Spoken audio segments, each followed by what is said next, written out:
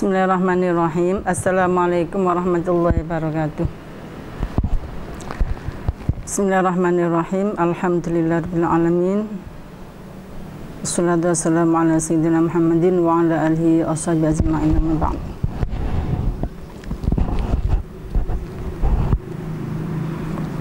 Ini untuk materi kelas 10 Madrasah Aliyah Al-I'dadiyah Bahrul Ulum Tambak Beras Jombang, MAI Bahrul Ulum.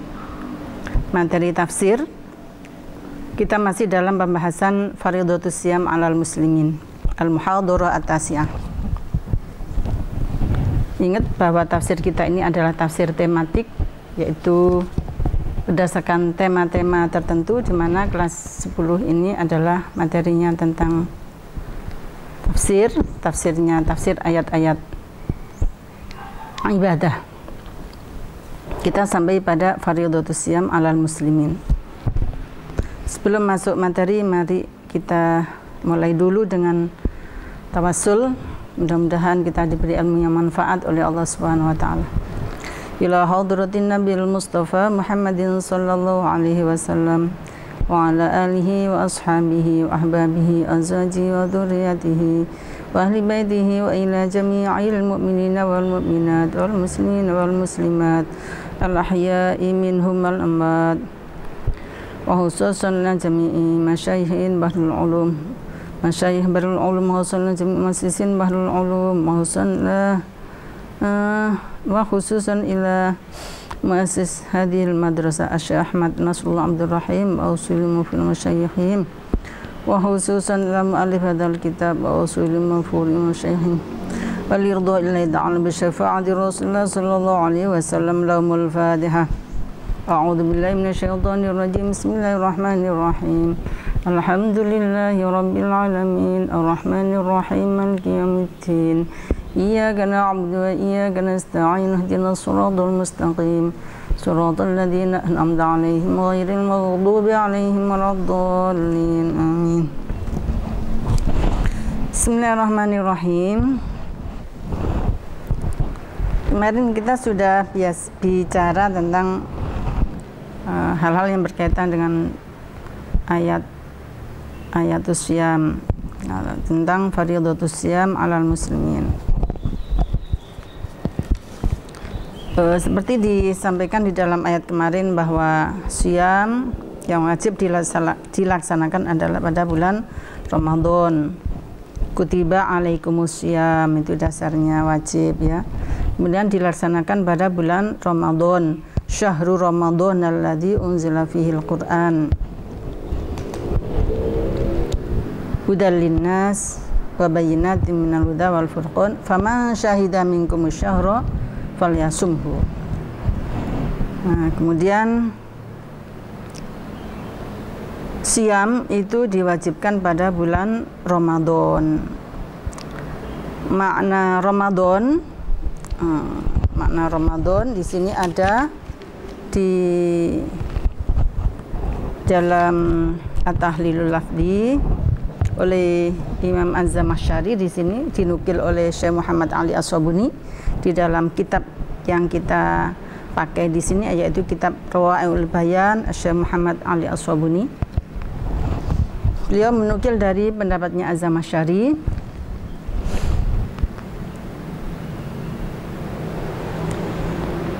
bahwa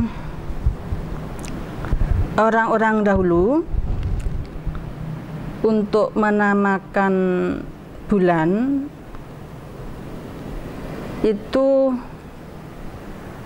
dengan menyebut keadaan atau peristiwa yang terjadi atau cuaca yang ada pada saat itu. Misalnya kalau tahun, mereka orang-orang dahulu kala itu kalau menyebut tahun, misalnya belum ada tahun 1000 atau tahun 2000, belum ada. Pada waktu itu misalnya lahirnya Rasulullah itu disebut dengan tahun gajah ya, kayak gitu. Karena apa? Karena kelahiran Rasulullah itu ada pada beberapa tahun setelah peristiwa Gajah.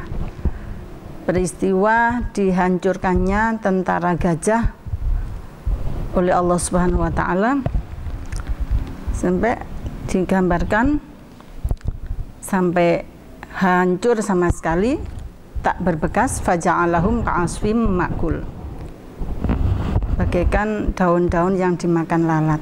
Itu adalah gajah yang tentara yang naik gajah yang datang dari Yaman yang akan menghancurkan Ka'bah, yang dipimpin oleh Raja Abraha itu.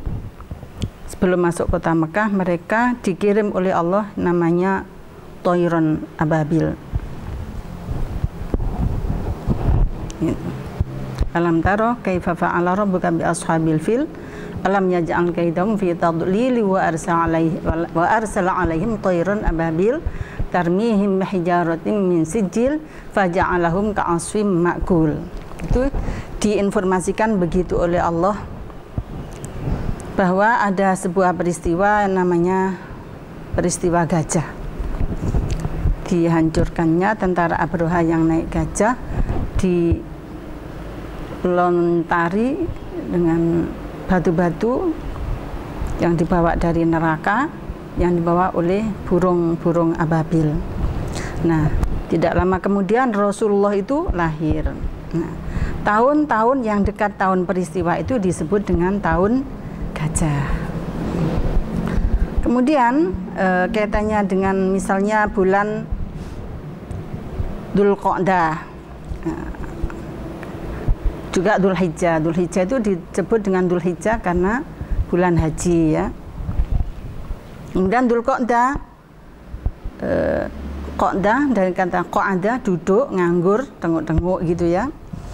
Disebut dengan bulan Dzulqa'dah karena pada saat itu orang-orang dahulu itu biasa nganggur pada tahun Dzulqa'dah itu. Kehidupan mereka itu kan nomaden.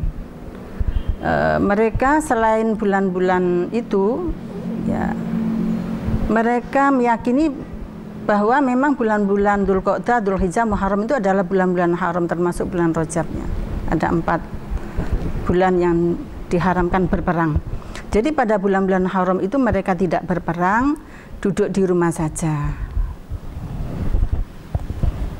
Kemudian mereka sebut dengan bulan Dzulqa'dah, bulan duduk di rumah, bulan lockdown, ya, bulan nganggur di rumah. Tapi kaum muslimin pada waktu itu yang akan melaksanakan ibadah haji biasanya nunggu musim haji itu, istirahat dengan nunggu musim haji. Untuk orang-orang yang dalam perjalanan jauh, mereka juga kemudian dalam perjalanan menunggu musim haji Dzulqa'dah. Jadi tidak pergi-pergi, duduk santai. Nah, di antara mereka ada yang kemudian berlomba membuat syair-syair, kemudian ada yang membuat pasar besar, itu namanya pasar yang terkenal dengan pasar Ukas, yang tidak jauh dari kota Taif. Itu mereka melaksanakan melakukan perdagangan. Nah, kenapa disebut Dzulqa'dah? Jadi mereka tidak perang, tidak pergi jauh. Biasanya kan mereka hidupnya nomaden. Kalau dalam satu tempat itu sudah habis makanannya, maka mereka pergi ke tempat yang lain. Mereka pergi ke tempat yang lain dengan banyak cara. Jadi misalnya tempat yang lain yang subur itu sudah dikuasai oleh orang, ya mereka rebut. Itu namanya homo-homoni lupus, ya. Siapa kuat dialah yang menang. Nah, tapi kalau pada bulan Dzulqa'dah ini mereka tidak melakukan perang. Jadi mereka tinggal saja di rumah. Maka disebut dengan Dzulqa'dah. Nah, itu bulan nganggur. Nah, Ramadan ini disebut Ramadan karena itu menurut Azam Asy'ari bahwa orang dahulu menyebutnya bulan itu adalah disesuaikan dengan keadaan atau peristiwa yang terjadi atau cuaca yang ada pada saat itu untuk menyebut nama bulan. Nah, Ramadan itu disebut Ramadan karena terjadi pada musim panas. Bulan Ramadan itu atau kewajiban puasa pada bulan Ramadan itu kebetulan pada musim panas. Nah, disebut Ramadan karena musim atau cuaca pada saat itu sangat panas. Nah, ini apa hikmah panas pada bulan Ramadan? Ya, waktu itu di Arab untuk kurma supaya masak di pohon. Jadi tidak ada kurma di imbu, itu tidak ada, semua kurma masak di pohon. Nah, kalau tidak cuacanya panas, itu kurmanya nggak akan matang. Nah, seperti itu ya. Nah, Ramadan disebut Ramadan karena setiap Ramadan di Arab pada saat itu terjadi pada musim panas, sehingga disebut dengan Ramadan ya.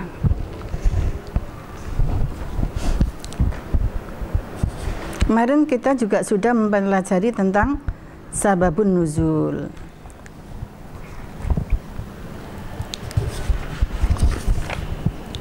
Sababun nuzul kita sudah selesai. Tentu saja anak-anakku dimanapun berada di musim lockdown ini, mudah-mudahan bisa belajar dengan baik di rumahnya masing-masing, atau yang di pondok ya di pondoknya masing-masing, dan bisa mendengarkan atau melihat ibu memberikan pelajaran tafsir. Kita sekarang masuki pada pembahasan tentang al-ahkam asy-syar'iyyah. Sebetulnya sebagaimana kita tahu bahwa tafsir ini di samping ada sebab nuzul, ada tahlilul lafzi, ada wujuhul qiraat, ada wujuhul i'rab, adalah thaifut tafsir. Akan tetapi karena pertemuan kita di sekolah ini sangat terbatas, maka kita ambil yang sangat mendesak untuk segera diketahui oleh anak-anak sekalian. Karena itu kita langsung masuk pada al-ahkam asy-syar'iyyah sebagaimana biasanya. Al-hukmul awal, hal furidu 'alal muslimin siyamun qabla Ramadan. Hal furidu 'alal muslimin siyamun qabla Ramadan. Apakah diwajibkan bagi kaum muslimin melaksanakan ibadah puasa sebelum bulan Ramadan atau sebelum ada kewajiban puasa di bulan Ramadan sebagaimana yang ada di dalam ayat ini? Yadullu dhahiru qouli ta'ala ayyaman ma'dudat. Dohirnya firman Allah yang berbunyi ayyaman ma'dudat ini menunjukkan, itu pada Al-Baqarah ayat 184, menunjukkan ala annal mafrudu 'alal muslimin, bahwa yang diwajibkan atas kaum muslimin minasyami dari ibadah puasa, innama huwa hadil ayyamu Ramadan, yaitu pada bulan Ramadan. Ala annal mafrudu, bahwa yang diwajibkan alal muslimin dari atas kaum muslimin minasyami dari berpuasa, innama huwa hadil ayyam, yaitu ayyamu Ramadan. Wa ila hadza dzaba aktsarul mufassirin, dan inilah pendapat yang banyak diikuti oleh mayoritas ahli tafsir. Jadi mayoritas ahli tafsir berpendapat demikian, bahwa puasa yang wajib hanya ada pada bulan Ramadan. Wa huwa marwiyun an Ibnu Abbasin wal Hasan, dan ini diriwayatkan dari sahabat Abdullah bin Abbas dan Al Hasan Al Basri. Wa ikhtarahu Ibnu Jarir At-Tabari, dan inilah pendapat yang dipilih, yang didukung oleh Imam Ibnu Jarir At-Tabari. Di dalam kitab tafsirnya juga ada.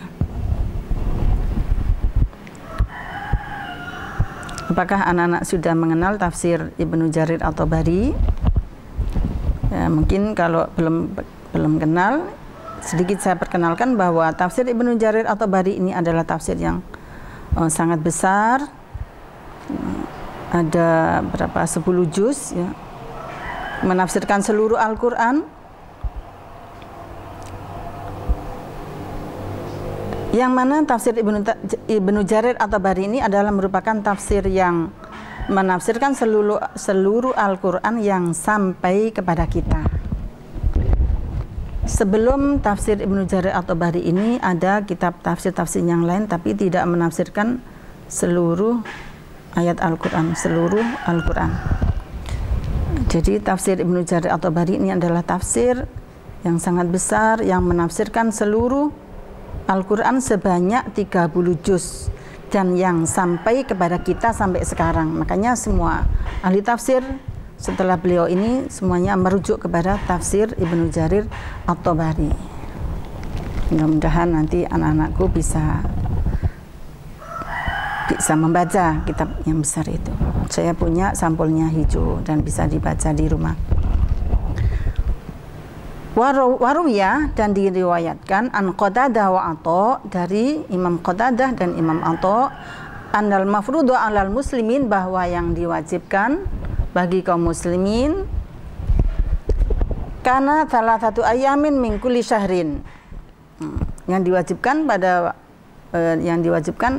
kepada kaum muslimin dulu itu adalah 3 hari setiap bulan, yaitu pada ayyamul bid, hari-hari tanggal putih, tanggal rembulan 13, 14, 15.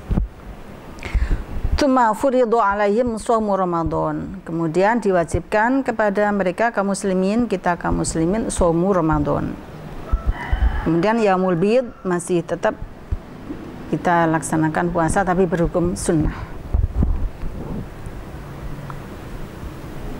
Ya, supaya kita para santri pernahlah sekali, 2 kali atau banyak kali mencoba atau mengamalkan puasa sunnah yaumul bid ini, karena ini termasuk sunnah Rasul.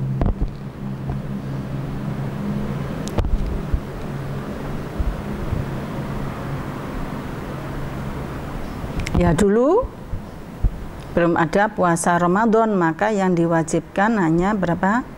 3 hari, yaitu pada tanggal 13, 14, 15 tanggal Hijriyah. Wa hujjatuhum, dan alasan mereka anna qaulahu ta'ala, bahwa firman Allah Ta'ala wa 'alal ladzina yutiqunahu fidyatun ta'am miskin. Al-Baqarah ayat 184. Yadullu ala annahu wajibun ala takhir, bahwa puasa thalathata ayamin min kulli syahr itu adalah wajib ala takhir, atas sebuah pilihan, jadi boleh milih.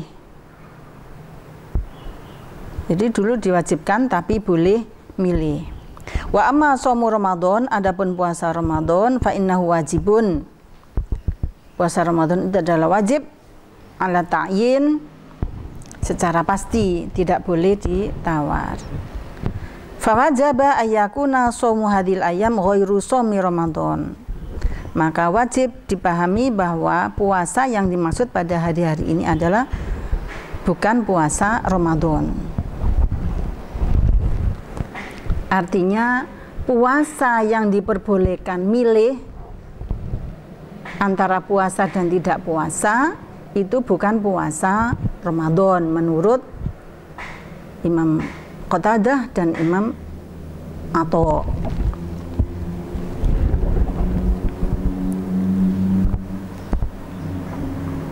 Nah, masing-masing pendapat itu punya dalil ya, punya alasan.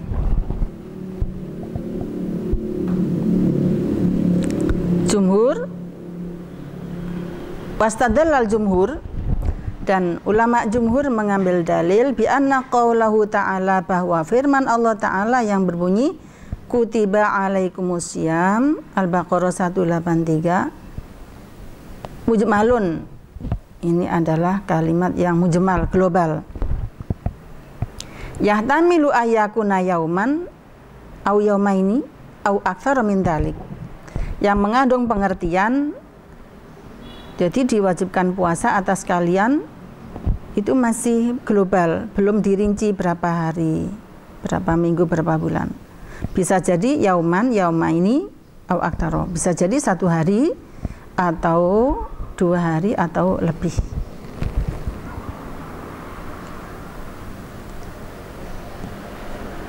Fabayyanahu ba'dal bayan, maka Allah menjelaskan sebagian penjelasan biqauli ayyaman ma'dudat. Jadi puasa yang diwajibkan itu adalah hari-hari yang telah dihitung bilangannya, yang telah ditentukan bilangannya. Wa hadza aidon, dan ini juga yahtamilu ayyakuna usbu'an aw syahron. Bisa jadi kewajiban itu adalah 1 minggu atau 1 bulan. Fabayyanahu ta'ala biqaulihi, maka Allah Ta'ala menjelaskan dengan firman-Nya syahru Ramadan. Al-Baqarah 185. Fakana dzalika hujjatun wadihatun, maka hal itu menunjukkan alasan yang jelas ala annalladzi faradahu 'alal muslimin huwa syahrul Ramadan, bahwa bulan yang diwajibkan puasa atas kaum muslimin adalah bulan Ramadan. Jadi diwajibkan puasa bagi kamu sekalian pada hari yang telah ditentukan, yaitu bulan Ramadan. Ini menunjukkan bahwa tidak ada kewajiban selain puasa bulan Ramadan.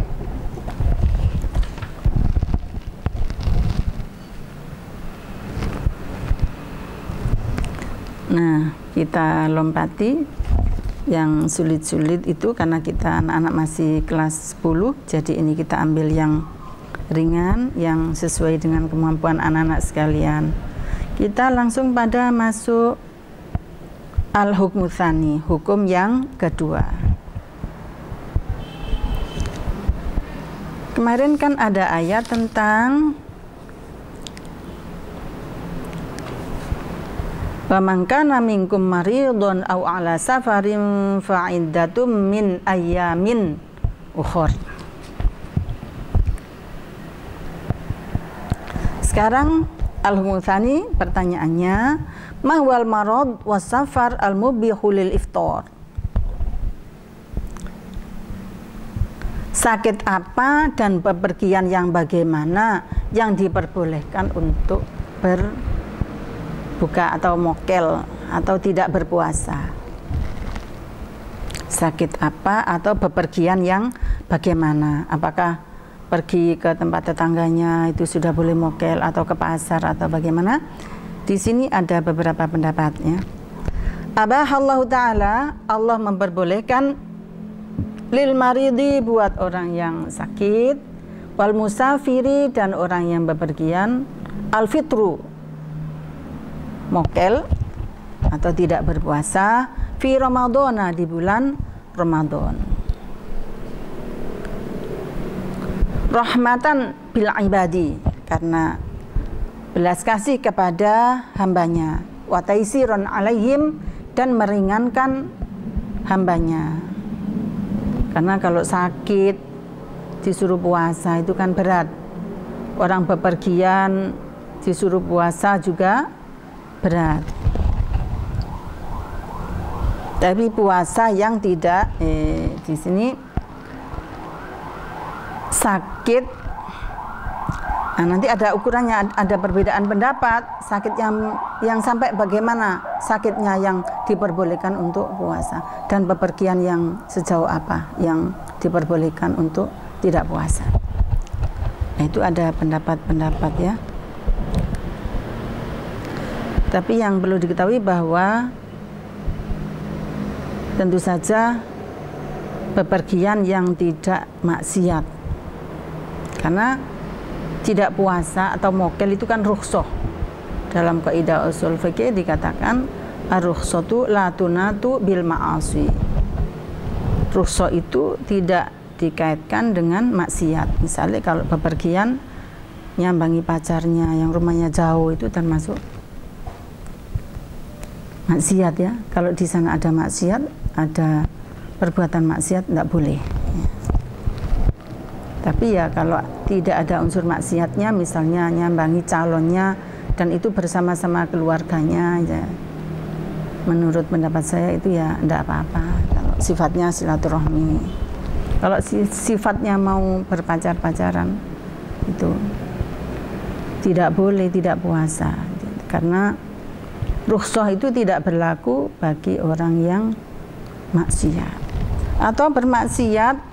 Niat pergi jauh, mau mencuri, mau jambret, mau ngerampok, ya, dan sebagainya. Pokoknya yang berbau maksiat itu tidak boleh mokel atau tidak boleh menggunakan rukhsah dalam bentuk apapun. Kalau bepergian, anak Jakarta mau balik ke Pondok, mau balik ke Jombang, naik kereta, itu masyakot, boleh nggak puasa. Nah, tapi kita kalau menggunakan fikih Syafi'i bahwa syaratnya bepergiannya harus sebelum subuh, sebelum fajar. Nah, kalau naik pesawat itu kan enteng ya. Kalau naik pesawat itu saya pikir selama orang itu sehat pasti kuat melaksanakan ibadah puasa. Tapi kalau kita mau menggunakan rukhsah ya terserah, dengan masing-masing ijtihadnya sendiri.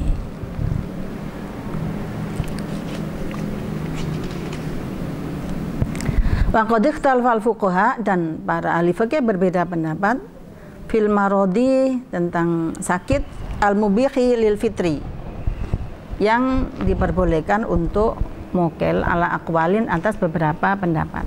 Awalan qala ahlu dhahir, yang pertama berkatalah Imam ahlu dhahir yang dipimpin oleh Imam Abu Dawud al-Dhahiri, di mana beliau berpendapat bahwa marad atau sakit yang bagaimana yang diperbolehkan untuk mokel, ya mutlaqul marad, pokoknya sakit panu, sakit mata, padahal itu kan nggak ganggu pencernaan, nggak ganggu soroni puasa ya. Ya, menurut Imam Abu Dawud al-Dhahiri, disebut al-Dhahiri itu karena beliau memahami teks Al-Quran itu sesuai dengan dhahirnya nas. Mutlaqul marad ya pokoknya loro. Wasafaru yubihul insan al-iftar, dan bepergian yang diperbolehkan bagi orang untuk mokel, hatta walau kana safaru qasiron, sampai seandainya bepergiannya itu hanya dekat nang pasar, itu boleh mokel menurut Abu Dawud al-Dhahiri. Jadi marad ya pokoknya loro, safar ya pokoknya bepergian keluar dari rumah. Walau kana safaru qasiron, sekalipun bepergiannya itu dekat. Wal maradu yasiron, dan sakitnya itu enteng, ringan. Sakit karena kukunya ini keluar darahnya karena salah gunting itu ya, sakitnya gunting kuku. Hatta min waja'il isbih wa dors, sampai misalnya sakit hanya jari-jari telunjuk dan kelingking, ini cantengan misalnya, itu sudah boleh mokel menurut Abu Dawud al-Dhahiri, karena itu termasuk marad. Wa rawahadihi waru yahada, dan ini diriwayatkan an Atha wa Ibni Sirin, dari Atha dan Ibni Sirin. Ini oleh Muhammad Ali As-Sabuni, dinukil dari tafsir Imam Al-Fakhrur Razi. Tsaniyan, pendapat yang kedua, waqala ba'dul ulama, berpendapatlah sebagian ulama, inna di rukhsah mukhtasatun bil marid, bahwa rukhsah ini khusus berlaku bagi orang yang sakit alladzi law shoma, yang seandainya berpuasa lawaqa fi masyaqqatin majuhdin, dia akan mengalami penderitaan yang sangat. Misalnya kalau puasa menyebabkan lebih menderita atau tambah menderita, sakitnya tambah gak waras-waras. Nah, itu menurut sebagian ulama seperti itu. Wa kadza al musafir alladzi yudni safar wa yujiduhu. Begitu juga musafir yang diperbolehkan untuk mokel adalah musafir yang apabila dia melaksanakan puasa sambil bepergian itu dia mengalami masyaqqat. Bahwa qaulul Asham, ini pendapatnya Imam Al-Asham. Talitsan wa dhahaba aktsarul fuqaha. Jadi tidak langsung kita ini belajar madzhabil arba'ah ya. Tafsir madzhabil arba'ah ini. Anak alia kelas 10, anak kelas 10 sudah diajari seperti ini, dan ini kitab ini biasa dipakai di perguruan tinggi, termasuk di Jami'ah Qahirah di Mesir itu juga menggunakan kitab ini, sehingga alumni kita yang sekolah di sana juga tidak asing dengan kitab ini karena sudah biasa dipelajari di sekolah. Wa dhahaba aktsarul fuqaha, dan berpendapatlah para ahli fikih ila annal maradul mubih lil fitri, bahwa sakit yang diperbolehkan untuk mokel wa al maradus syadid, yaitu sakit yang parah, alladzi yuaddi ila dararin fin nafs, yaitu sakit yang parah yang bisa menyebabkan pada membahayakan jiwanya. Nek puasa mudah mati misalnya. Au ziyadatin fil illah, atau puasanya itu menyebabkan dia itu tambah sakitnya, sakit lambung tambah parah sakitnya. Au yukhsha ma'ahu ta'khirul bara'i, atau dikhawatirkan bersamanya bagi orang yang sakit itu, dikhawatirkan dia ta'khirul bara'i, yaitu lambat sembuhnya. Misalnya penyakitnya itu diukur oleh dokter seminggu sudah sembuh, minum obat. Nah, dengan berpuasa dia akan mengalami nggak sembuh-sembuh sampai 1 bulan, 2 bulan tambah parah. Itu menurut aktsarul fuqaha baru boleh mokel. Wasafaru tawil, dan bepergian yang lama. Bepergian yang lama alladzi yuaddi ila masyaqqatin fil ghalib, yang mendatangkan kesulitan pada umumnya gitu ya. Bepergian yang lama yang pada umumnya itu mendatangkan masyaqqat. Bepergian yang lama itu misalnya bepergian ke luar negeri, ada urusan penting kaitannya dengan studi, kaitannya dengan bisnis ya, kaitannya dengan urusan kenegaraan. Nah, ini urusan politik, urusan keluarga juga ya, selama itu tidak maksiat maka itu bisa menggunakan rukhsah. Wa hadza madzhabul a'immatil arba'ati, dan inilah pendapat yang dipilih oleh Imam Madzhabil Arba'ah, Syafi'i, Maliki, Hambali, Hanafi. Anak-anak sekalian, perlu diketahui bahwa para ulama itu di dalam berpendapat tidak hanya asal berpendapat, tapi mereka itu mempunyai dalil. Nah, termasuk Ahlu Dhahir yang dipimpin oleh Abu Dawud Al-Dhahiri, Imam Abu Dawud Al-Dhahiri ini juga punya dalil. Istadal Ahlu Dhahir, pokoknya Ahlu Dhahir itu enak-enak pendapatnya, itu ringan-ringan ya. Misalnya kalau orang nikah itu pokoknya pada senengi dia janjian bertemu untuk aku nikahi kamu, iya aku terima, pokoknya ada mahar, nggak usah wali, nggak usah saksi, itu sudah sah. Karena menurut Abu Dawud Ad-Dhahiri itu adalah bahwa ayatnya fankihu ma thaba lakum minan nisa'i, fankihu ma thaba lakum, nikahilah orang yang kamu anggap baik, yang kamu sukai, yang kamu nilai dia itu baik buat kamu. Nggak usah wali, nggak usah saksi. Misalnya aku nikahi kamu dengan mahar 50 juta atau 50 gram emas murni, ya aku terima, ya sudah sah. Ya itu tadi dasarnya fankihu ma thaba lakum minan nisa. Ini namanya dhahirul ayat, memahami dhahirul ayat, memahami teks dengan secara dhahir. Makanya mereka disebut dengan ad-dhahiriyah, madhab ad-dhahiriyah. Ini di Indonesia tidak populer ya, mungkin juga tidak ada. Kalau ada juga kita nggak tahu ya.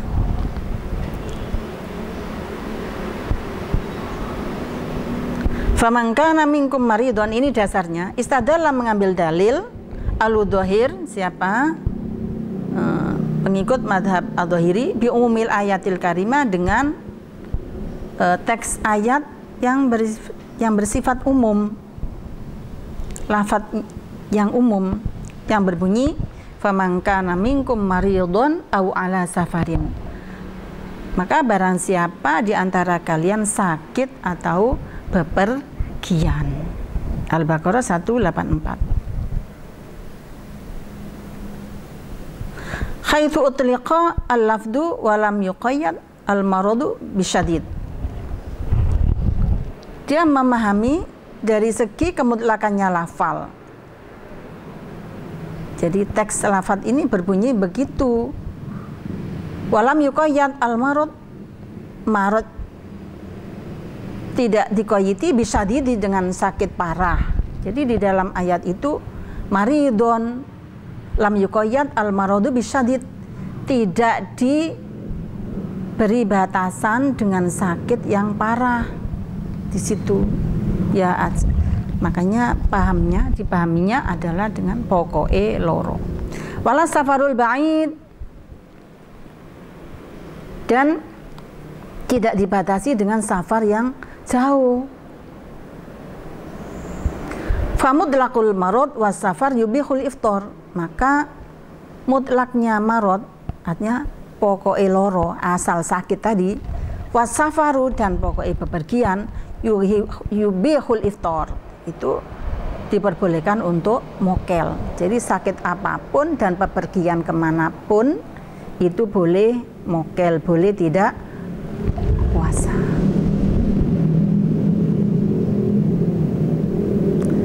Hukiyah, diceritakan, annahum, bahwa mereka ahlu dhahir itu ya, dakhalu ala Ibnu Sirin, mereka sowan kepada Ibnu Sirin fi Ramadan, di bulan Ramadan, bahwa yakul, beliau dahar, Ibnu Sirin itu dahar. Nah, terus santri-santrinya, tamu-tamunya itu bilang, loh kok Ibnu Sirin tidak berpuasa? Beliau beralasan fa'talla biwaja'i usbu'ihi,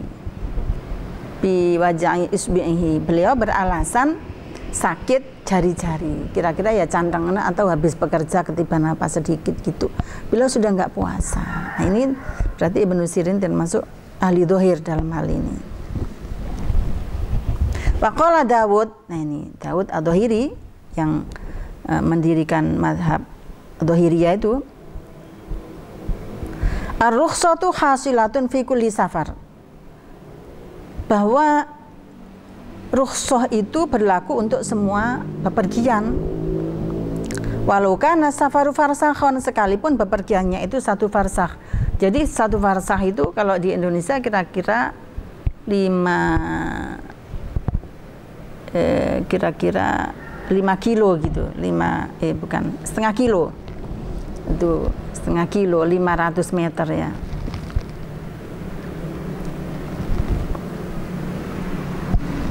Setengah kilo itu berapa? 500 meter ya. 5 ya. Pokoknya dekat gitu ya. Sing kira-kira melaku itu nggak capek. Nah, 1 farsah itu kan 5 kilo ya, 5,5 kilo. Karena kita kalau Syafi'i itu kan 16 farsah, itu 80, sekitar 90 kilo. Walau karena safaru farsahon, sekalipun bepergiannya itu hanya 1 farsah, kira-kira 5 kiloan ya. Li'annahu yuqalu lahu musafir, karena orang yang keluar dari rumahnya tadi juga disebut dengan musafir. Misalnya kalau di Jombang ini, mana dia? Oh pergi kemana? Ke Peterongan atau ke Mojo Agung atau ke Peloso yang sangat dekat begitu. Ini menurut Abu Dawud ini sudah boleh mokel. Enak ya, nek arek pondok dikai madhab iki ya sido gak poso kabeh. Wa hadza ma dalla alaihi dhahirul Quran, dan inilah yang ditunjukkan oleh dhahirul Quran. Teks Al-Quran secara dhahir bunyinya demikian, yaitu aja yang dipahami, gak usah detail-detail. Jadi enak banget ini ya. Tapi ini jangan dikasih tahu kepada anak-anak madrasah ibtidaiyah, itu nanti gak poso kabeh dia itu ya. Ya, kalau kita di Indonesia ini para santri kebanyakan bermadzhab Syafi'i ya, yang konsisten dengan madzhab Syafi'i. Saya pikir sudah banyak pelajaran pada hari ini, insya Allah akan kita lanjutkan pada kesempatan berikutnya. Saya pesankan kepada anak-anak yang lagi lockdown di rumah, tinggal saja di rumah, jangan kemana-mana, belajarlah yang baik, lakukanlah apa yang bermanfaat, sehingga kehidupan kita ini dalam 2 bulan ke depan tidak sia-sia. Kita harus pandai-pandai memanfaatkan waktu, jangan sampai bermalas-malasan hanya tidur, main gadget, lihat TV. Jangan sampai seperti itu jelas menyusahkan orang tua. Buatlah orang tua kita itu tersenyum, karena membuat orang tua tersenyum, terutama membuat tersenyumnya ibu kita, itu adalah jalan tol menuju surga. Itu dawuhnya Pak Kiai Profesor Nazaruddin Umar.